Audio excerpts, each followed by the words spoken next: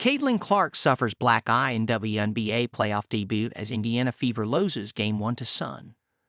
Caitlin Clark's WNBA playoff debut did not go according to plan, and she's got the battle wound to show for it.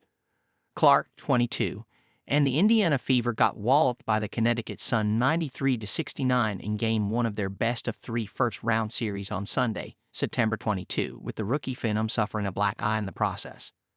Less than 2 minutes into the game, Clark took a finger in the eye from Sun guard Dejanay Carrington. Clark fell to the court on her knees, clearly in pain following the poke. Clark went to the bench briefly, but did not miss any game action. No foul was called on the play. By the time Clark made it to her post-game press conference, there was noticeable black swelling underneath her right eye. "Obviously, she got me pretty good in the eye," Clark said to the media. "I don't think it affected me. I'd have good shots, they didn't go down. It's a tough time for that to happen. Had 3 wide open in the first half that I usually make. It didn't feel good when it happened, but I don't think it affected me." Clark finished with 11 points, shooting 4 of 17 from the field. It was her second lowest point total since June. "I just felt like we played a crappy game," Clark continued. "The flow of the game was really bad."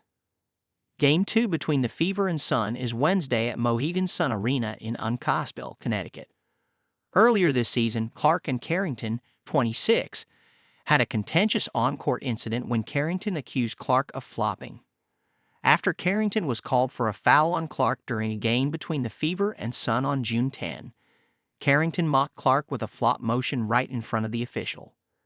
Days later, Carrington appeared to call out Clark after the former Iowa star said, "That's not where my focus is," when asked about her name being used as a front for racism on social media.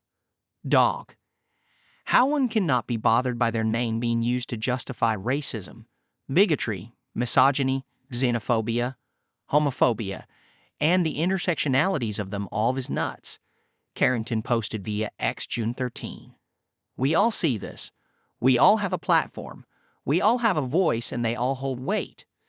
Silence is a luxury." 5 hours after her comments stirred controversy, Clark clarified her stance. "People should not be using my name to push those agendas," she told The Athletic.